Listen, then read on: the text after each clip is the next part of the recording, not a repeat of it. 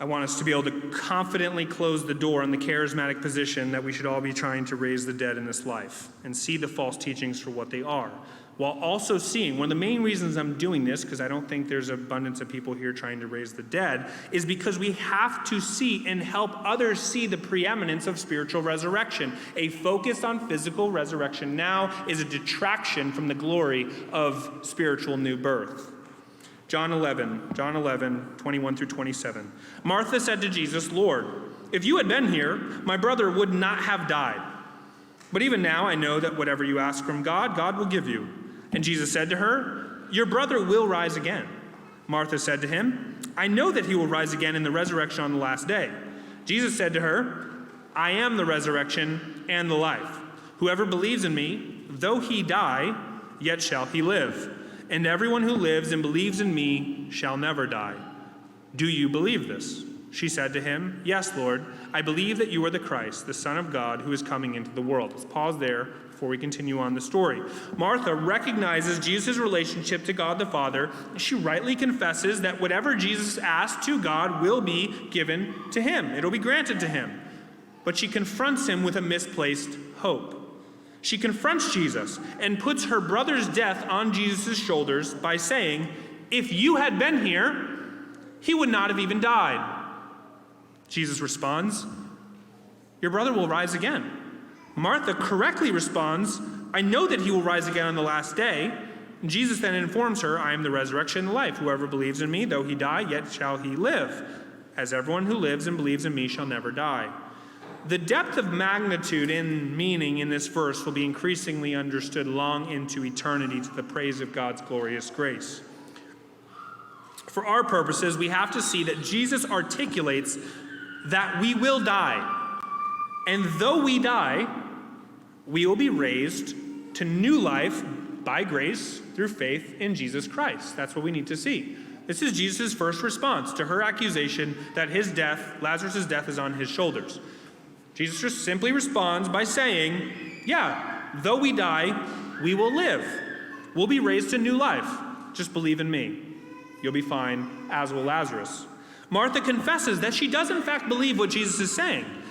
Jesus does not then immediately raise Lazarus, but it is not till later that Martha again, in hopelessness and faithlessness, confronts Jesus a second time, revealing she doesn't really know what he's saying. She's not really trusting in his word. In John chapter 11, 32, she humbly falling to his feet and faithfully believing that Jesus does have power over death by virtue of his divine relationship to the Father, hopelessly again says, "Lord, if you had been there, my brother would not have died." Jesus then goes to the body, and we find there the shortest sentence and verse in the whole Bible. Verse 35, and it's immensely profound, though it's a sermon for another day. Jesus wept. The Jews then provoked Jesus even more, saying, "Could not the one who heals blind men have kept this man from dying?" Thinking they've trapped him in some great conundrum. The text says, and I quote, "Then Jesus, deeply moved again, came to the tomb. He commands them to roll away the stone in front of the tomb. Martha, confused, says, 'My brother's been dead 4 days. There will be a horrible odor.' Then Jesus prays, and I quote, 'Father, I thank you that you have heard me. I knew that you always hear me, but I said this on account of the people standing around, that they may believe that you sent me.'" End quote. When he had said this, he cried out with a loud voice, "Lazarus, come out." The man who had died came out, his hands and feet bound with linen, his face wrapped in cloth. Jesus said to them, "Unbind him and let him go." I wanted to detail this story because in it we find a number of very important truths, especially about this topic. First, the final resurrection of the dead is obviously preeminent to Jesus. That's what he teaches in this text to Martha. Jesus said, "Though you die, you will live. Everyone who lives and believes in me shall never die." The question then follows, what about Lazarus? Why did he die? And we see that that's the question that's really plaguing Martha. "I hear what you're saying, Jesus, but he's dead. You're saying he would never die." We see Martha convinced that Jesus should have done something to keep Lazarus from dying. But Jesus makes it clear throughout chapter 11 that Lazarus died for the glory of God, so that the Son of God may be glorified in his death and resurrection in particular. The physical resurrection of Lazarus is an incredible miracle. and it brings God much glory.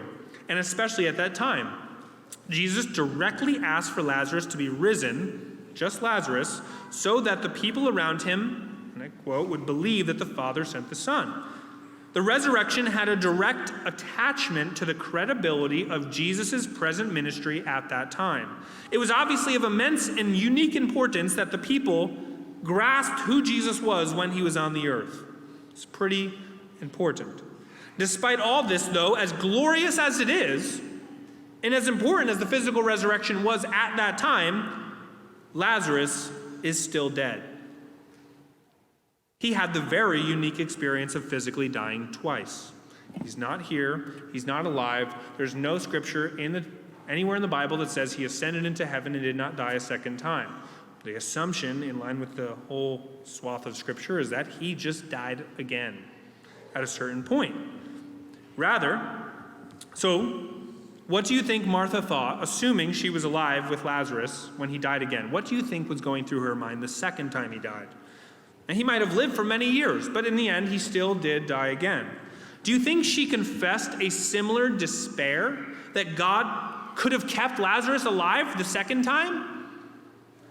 Do you think she prayed for him to be resurrected again over his grave when he died the second time?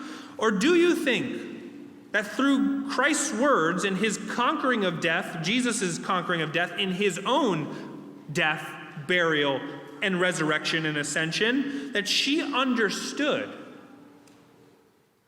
that the Christian can die in peace in this life, that even she could die, that Lazarus and his dead body could rest in peace because in spirit he is alive with God and he will be resurrected physically, but at the end of time.